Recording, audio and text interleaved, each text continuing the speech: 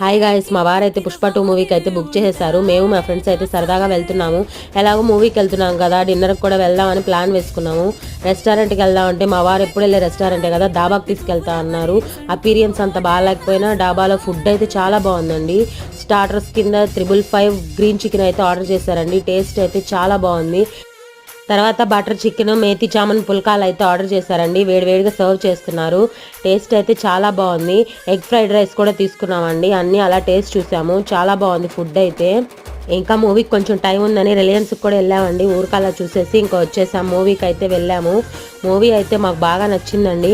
మీలో ఎంతమంది పుష్ప 2 మూవీ చూశారు, మీలో ఎంతమందికి నచ్చింది అనేది నాతో కామెంట్ సెక్షన్లో కామెంట్ చేయండి. నా వీడియోస్ మీకు నచ్చుతున్నట్టయితే ప్లీజ్ లైక్, షేర్, సబ్స్క్రైబ్ చేయండి. Thank you for watching. Bye అండి.